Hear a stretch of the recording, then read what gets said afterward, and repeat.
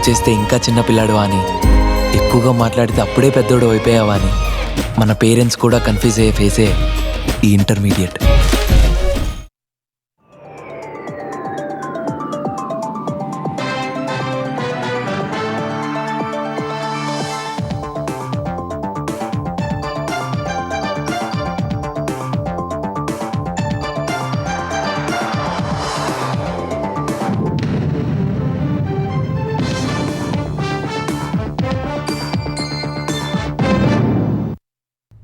నమస్కారం, ఈటీవీ న్యూస్కు స్వాగతం. ముందుగా ముఖ్యాంశాలు.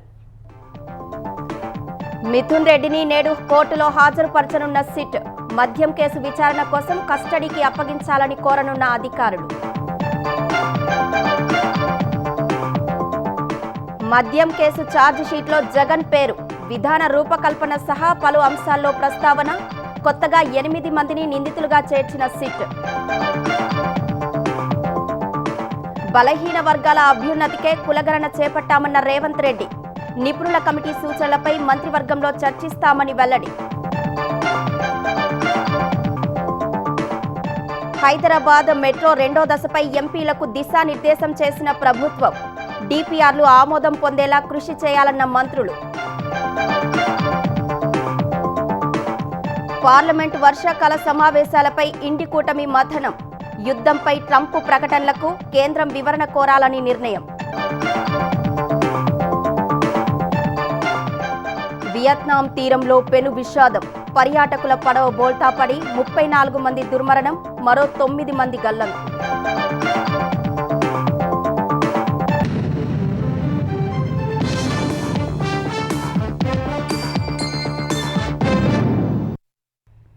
మద్యం కుంభకోణం కేసులో వైసీపీ ఎంపీ మిథున్ రెడ్డిని అరెస్టు చేసిన ప్రత్యేక దర్యాప్తు బృందం నేడు కోర్టులో హాజరుపరచనుంది. మిథున్ రెడ్డి శనివారం విచారణకు హాజరైనప్పటికీ సహకరించకపోవడం వల్ల అదుపులోకి తీసుకున్న సిట్ కస్టడీకి అప్పగించాలని కోర్టును కోరనుంది. మద్యం కేసులో బిగ్ బాస్ తరపున దోపిడీకి కుట్ర పన్నడం, మద్యం విధానం అమల్లో ప్రధాన పాత్ర పోషించడం సహా ముడుపుల వసూల నెట్వర్క్ రూపొందించింది మిథున్ రెడ్డేనని సిట్ ఇప్పటికే ఆధారాలు సేకరించింది. మద్యం కుంభకోణం కేసులో కీలక నిందితులైన వైసీపీ ఎంపీ పెద్దిరెడ్డి మిథున్ రెడ్డిని సిట్ అధికారులు శనివారం రాత్రి అరెస్టు చేశారు. మధ్యాహ్నం 1 గంట నుంచి రాత్రి 8 గంటల వరకు ప్రశ్నించిన అధికారులు విచారణకు ఆయన ఏమాత్రం సహకరించకపోవడంతో అదుపులోకి తీసుకున్నారు. ఈ మేరకు మిథున్ రెడ్డి కుటుంబ సభ్యులకు సమాచారం ఇచ్చారు. వైసీపీ హయాంలో నూతన మద్యం విధానం ముసుగులో ఆ పార్టీ ముఠా సాగించిన దోపిడీకి కుట్ర, అమలుకు ఏర్పాట్లు, ముఠా సభ్యులకు ఎప్పటికప్పుడు దిశానిర్దేశం చేయడంలో మిథున్ రెడ్డిదే మాస్టర్ మైండ్ అని దర్యాప్తులో సిట్ గుర్తించింది. డిస్టిలరీలు, సరఫరా కంపెనీల నుంచి ముడుపుల వసూళ్ల కోసం రాజకేశిరెడ్డితో కలిసి హవాలా నెట్వర్క్ రూపొందించడంలో, వారు వసూలు చేసిన మొత్తాన్ని బిగ్ బాస్ కు చేర్చడంలో ఆయనే కీలక పాత్ర పోషించారని తేల్చింది. పలు డిస్టిలరీలను గుప్పిట్లో పెట్టుకుని సొంత బ్రాండ్ల మద్యం తయారు చేయించి లబ్ధి పొందడమే కాకుండా ముడుపుల సొత్తులో ప్రతి నెల 5 కోట్ల చొప్పున వాటాగా పొందారని దర్యాప్తులో వెల్లడైంది. వీటన్నింటికీ కీలక ఆధారాలు లభ్యం కావడం వల్ల ఆయన్ను అరెస్టు చేసిన అధికారులు ఇవాళ కోర్టులో హాజరుపరచనున్నారు. ఈ కేసులో అరెస్టైన తొలి ప్రజాప్రతినిధి మిథున్ రెడ్డి కాగా ఆయనతో కలిపితే ఈ కేసులో అరెస్టైన నిందితుల సంఖ్య 12కు చేరింది.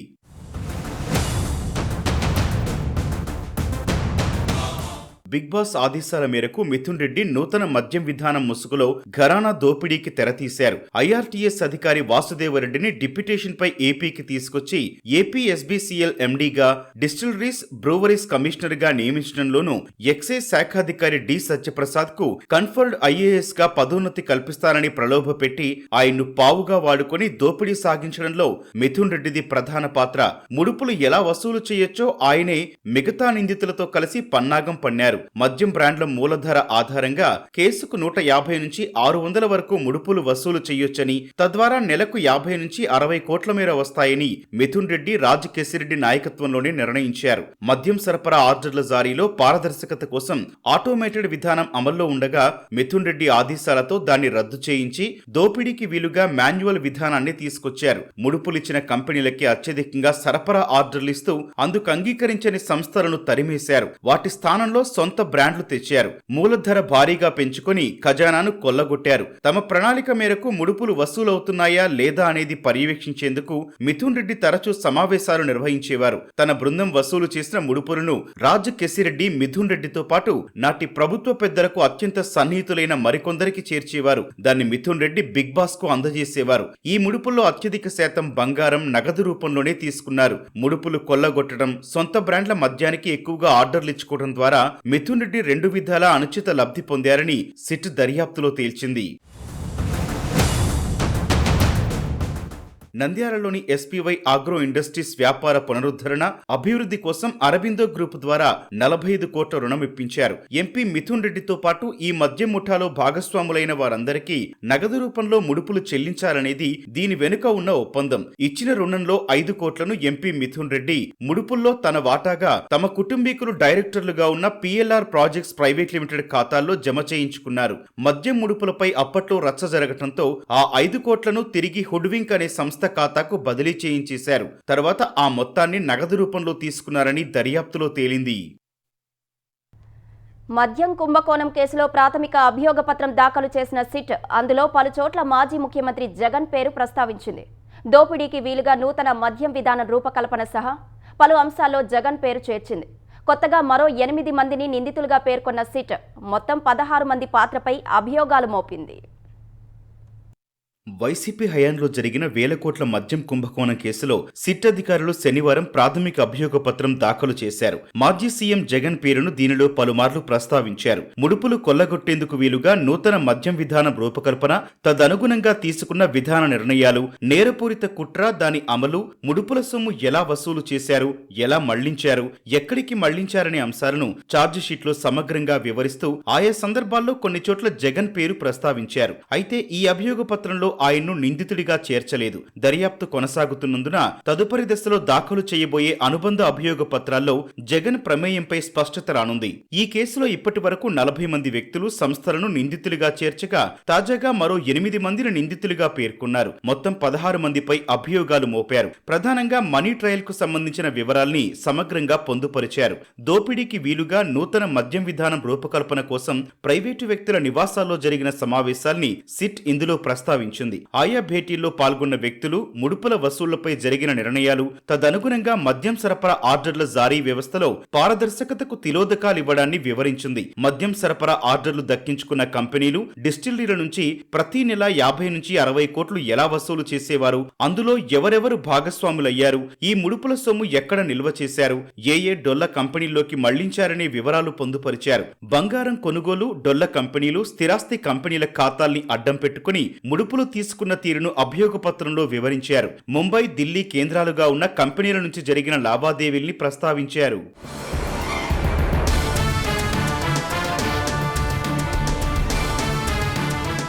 ఈ కేసులో ఇప్పటి వరకు 62 కోట్ల రూపాయల సొత్తును సిట్ జప్తు చేసింది. అది ముడుపుల సొత్తేనని మనీ ట్రయల్లో తేలిందని అభియోగ పత్రంలో పేర్కొంది. ఈ సొమ్మును ఎక్కడెక్కడ భద్రపరిచారు, ఆ డెన్ల వివరాలు, గత ఎన్నికల్లో వైసీపీ అభ్యర్థులకు పంపిణీ కోసం ఆ సొత్తు తరలింపు అంశాల్ని పూర్తి ఆధారాలతో వివరించింది. ముడుపులకు సంబంధించిన నోట్ల కట్టలతో నిందితులున్న వీడియోలను జత చేసింది. ఈ మొత్తం వ్యవహారంలో నిందితుల పాత్ర, ప్రమేయానికి సంబంధించిన ఆడియో, వీడియో రికార్డులు, ఫోరెన్సిక్ నివేదికలు, సిడిఆర్ వివరాలను పొందుపరిచింది.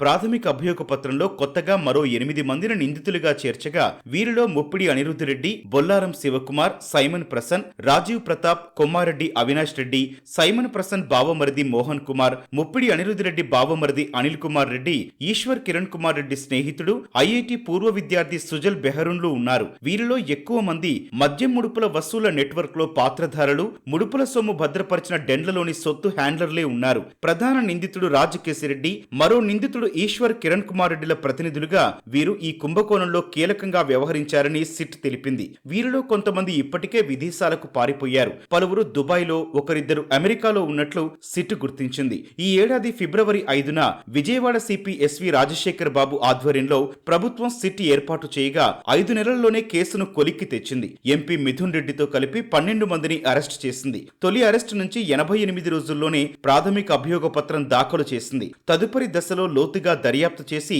కీలక నిందితుల్ని బయటకు తీసుకురావడంతో పాటు ఎప్పటికప్పుడు అభియోగ పత్రాలు దాఖలు చేయనుంది. తెలంగాణలో చేపట్టిన కులగణన మెగా హెల్త్ చెకప్ మాదిరిగా బీసీల అభ్యున్నతికి సామాజిక న్యాయం అమలు చేసేందుకు ఉపయోగపడుతుందని సీఎం రేవంత్ రెడ్డి అన్నారు. కులగణనపై నిపుణుల కమిటీ సమర్పించిన నివేదికపై కేబినెట్లో చర్చించి నిర్ణయాలు తీసుకుంటామని చెప్పారు.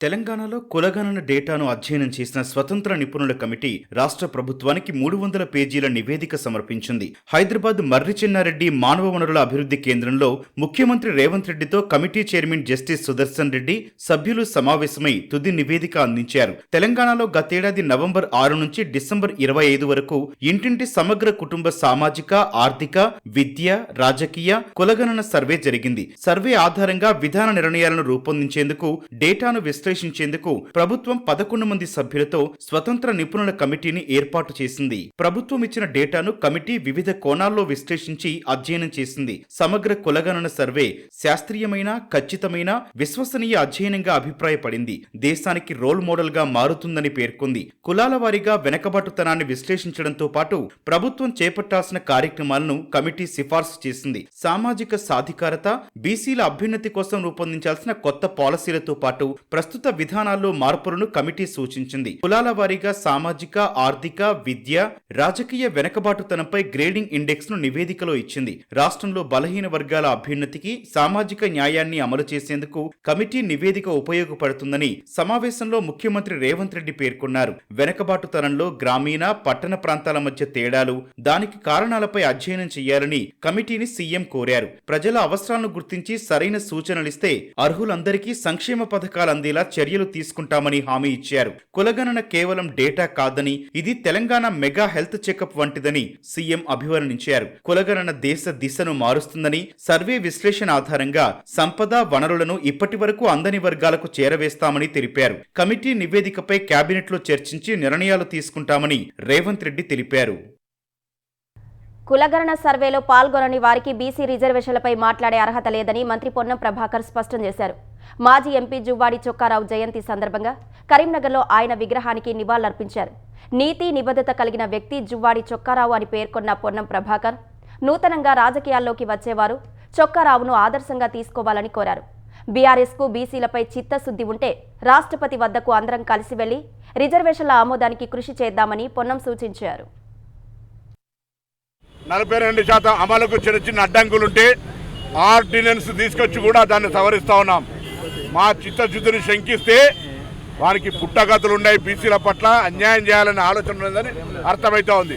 ఇది కాకుండా ఇంకా ఏ విధానం ద్వారా చేస్తే అమలైతాయో మాకు తెలవకపోతే మీకు అనుభవం ఉంటే చెప్పండి, మేము ఆ విధానాన్ని అవలంబించడానికి కూడా సిద్ధం. కానీ నరసింహుని కాళ్ళలో అడ్డం పెట్టినట్టు రిజర్వేషన్లు అమలు కావద్దు అనేటువంటి కుట్ర, కడుపుల కత్తులు మీదికి అలుముకున్నట్టు చేస్తూ రాజకీయం చేస్తే ఎవడు బీసీలు ఊరుకోరు.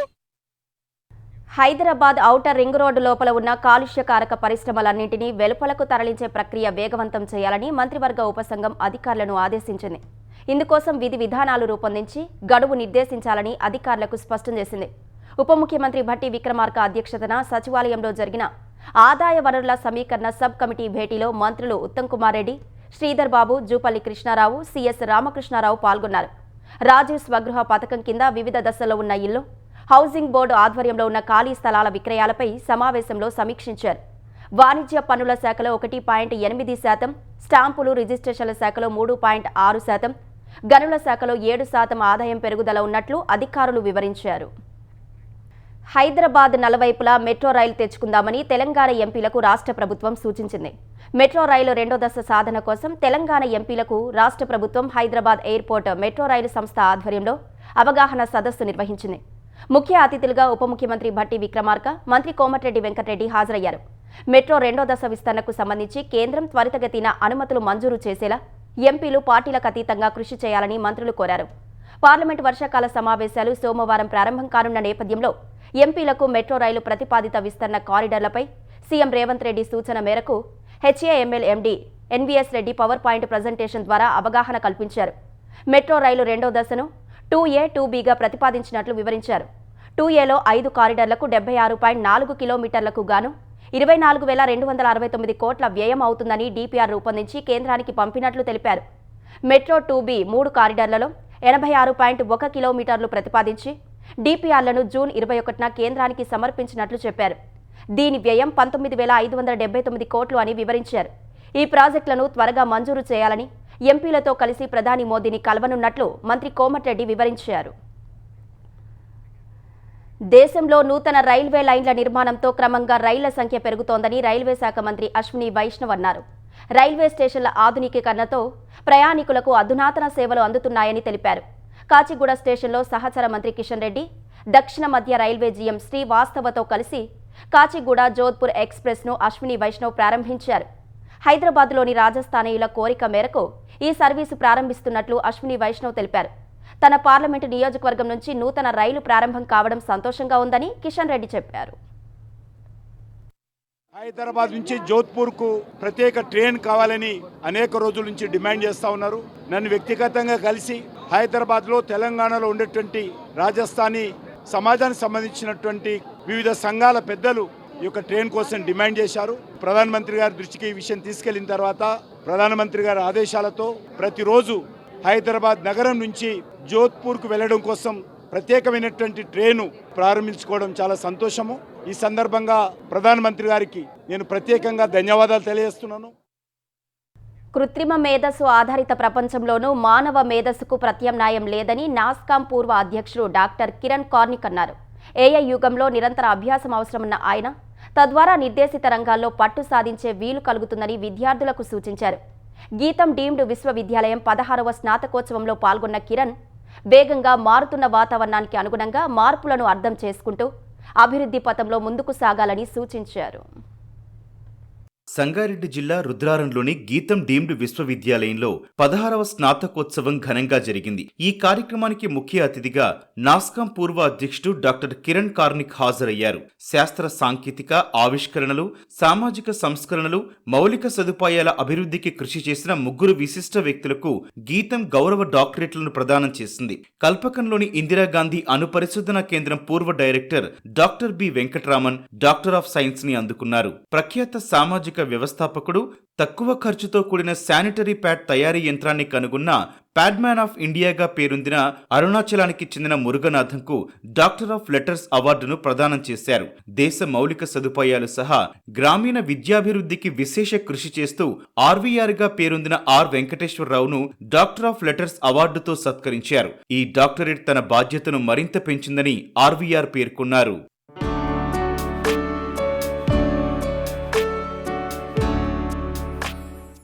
Civil engineering by profession. From the beginning, my work revolved around a simple vision. The vision was to play a part in creation of world-class infrastructure with perfect quality and within the set timelines. Infrastructure which adds to and assists growth of not just the nation but even the society at large. Nation building, no doubt, is gratefully influenced by the policies enacted and adopted by the elected governments.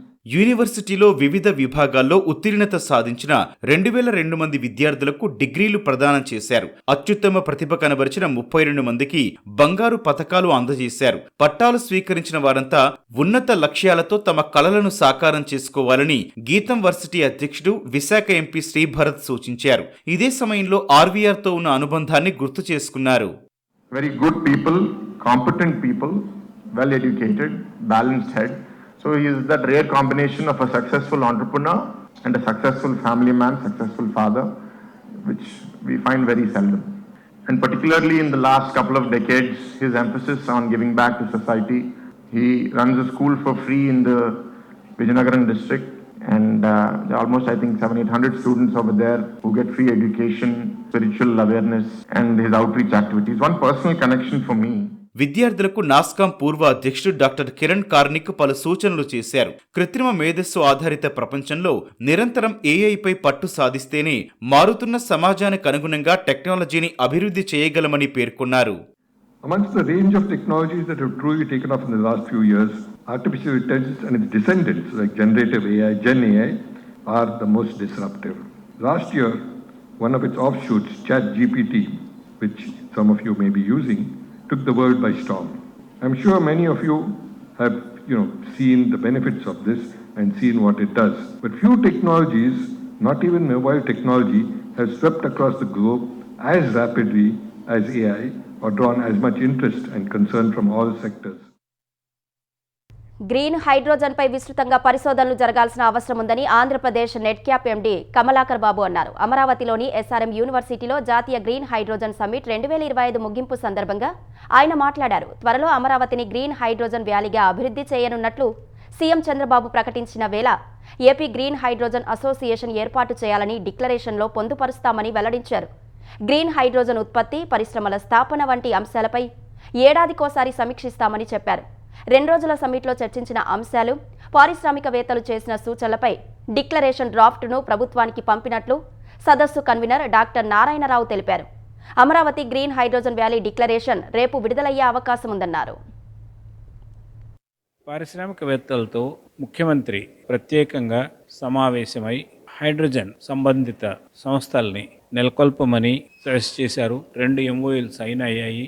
ఒక innovation సెంటర్ని establish చేసి green hydrogen టెక్నాలజీస్ని develop చేయాలని, green hydrogen cost kilogram 400 నుంచి సుమారుగా 200కు తీసుకురావాలని, వచ్చే 2-3 సంవత్సరాల్లో hydrogen powered car, hydrogen powered train develop చేయాలనే ఉద్దేశాలతో ఇన్నోవేషన్ సెంటర్ స్థాపిస్తాం.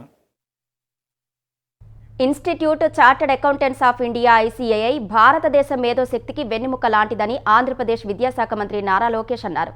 గుంటూరులో ICAI స్ఫూర్తి మెగా కాన్ఫరెన్స్ కార్యక్రమంలో మంత్రి లోకేష్ పాల్గొన్నారు. ప్రపంచంలో ఫోరెన్సిక్ అకౌంటింగ్ ప్రమాణాలతో పనిచేస్తున్న మొట్టమొదటి సంస్థగా గుర్తింపు పొందిన ICAI ద్వారా 10 లక్షల మందికి పైగా చార్టర్డ్ అకౌంటింగ్ విద్యను నేర్చుకుంటున్నారని లోకేష్ చెప్పారు. కార్పొరేషన్లో ఆడిటింగ్ ప్రక్రియను తొలుత మంగళగిరి కార్పొరేషన్ నుంచే ప్రారంభిద్దామని CAలకు సూచించారు. తర్వాత మిగిలిన కార్పొరేషన్లకు విస్తరిస్తామని చెప్పారు. సంప్రదాయ కోర్సులే కాకుండా వొకేషనల్ కోర్సులపైన విద్యార్థులు దృష్టి పెట్టాలని ఈ సందర్భంగా మంత్రి లోకేష్ పిలుపునిచ్చారు. And I believe that commerce is a viable opportunity. We look at other opportunities also out there. It's no longer just about MPC, BPC. There's a lot of importance even in vocational. You know, today, as ironic as it may sound, today it's very difficult to get a lift mechanic. There's no trained lift mechanic. So as a skill development minister, I'm really focused on vocational. You know, exposing our children to various languages like Japanese, German. Wherever opportunities are there, we need to expose our children. So all of you should also keep your eyes and ears open and pursue such opportunities is what I'm requesting. And I'd like to state that the government is with you, we stand by you, and the future is yours.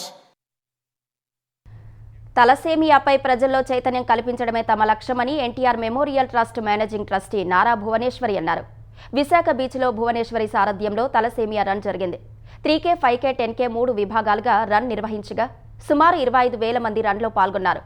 NTR trust తలసేమియాతో పాటు చాలా సేవా కార్యక్రమాలు చేస్తోందని నారా భువనేశ్వరి తెలిపారు. ఇప్పటి వరకు 8 లక్షల మందికి పైగా రక్తాన్ని అందించామన్నారు. 15,000కు పైగా సంజీవని ఆరోగ్య శిబిరాలు నిర్వహించి లక్షల మందికి వైద్యం సేవ అందించామన్న భువనేశ్వరి ఈ సేవలను మరింత విస్తరించడానికి దాతలు ముందుకు రావాలని పిలుపునిచ్చారు.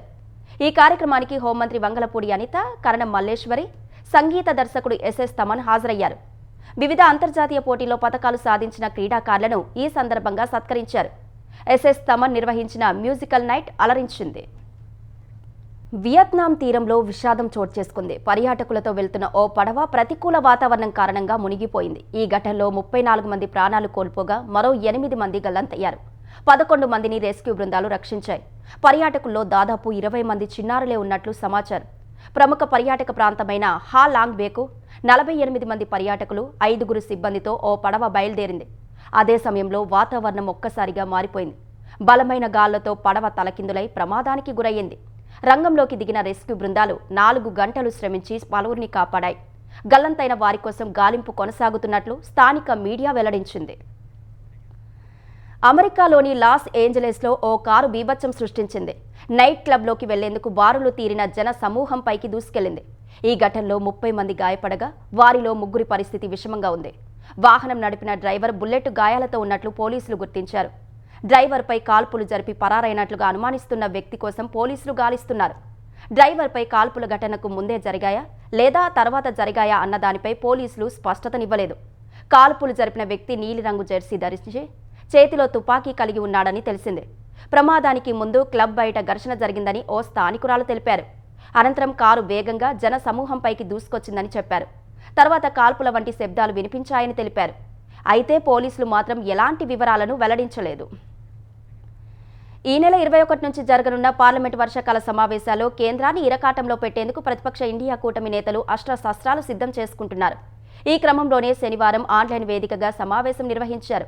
ప్రభుత్వాన్ని నిలదీసేందుకు విపక్షాల ఐక్యత చాటేందుకు సమావేశాల్లో ప్రస్తావించాల్సిన అంశాలపై ఏకాభిప్రాయం కోసం చర్చలు జరిపారు. Congress, TMC, DMK, RJD, SP, NCP, SP, Shiv Sena, UBT, JMM, వామపక్షాలు సహా 24 పార్టీల నేతలు సమావేశంలో పాల్గొన్నారు. పార్లమెంటు సమావేశాలు సజావుగా సాగాలని ఆశిస్తున్నామని, ప్రధాని మోదీ అందుబాటులో ఉండి ప్రతిపక్షాలు లేవనెత్తిన అంశాలకు సమాధానం చెప్పాలని కోరుకుంటున్నామని సమావేశం తర్వాత కాంగ్రెస్ ఎంపీ ప్రమోద్ తివారీ మీడియాకు వెల్లడించారు. పహల్గామ్ ఉగ్రదాడి, ట్రంప్ కాల్పుల విరమణ ప్రకటన, బీహార్లో ఓటరు జాబితాల సవరణ, నియోజకవర్గాల పునర్విభజన వంటి 8 ప్రధాన అంశాలపై ప్రశ్నలు లేవనెత్తాలని నిర్ణయించినట్లు తెలిపారు. పహల్గామ్ దాడి ఉగ్రవాదుల్ని ప్రభుత్వం ఇంకా అరెస్టు చేయకపోవడం ఆందోళనకరమని చెప్పిన ఆయన, బీహార్లో అప్రకటిత ఎమర్జెన్సీ కారణంగా ప్రజల ఓటు హక్కు ప్రమాదంలో పడిందన్నారు. ఇండియా కూటమి నేతలు త్వరలో వ్యక్తిగతంగా సమావేశం కానున్నట్లు తెలిపారు.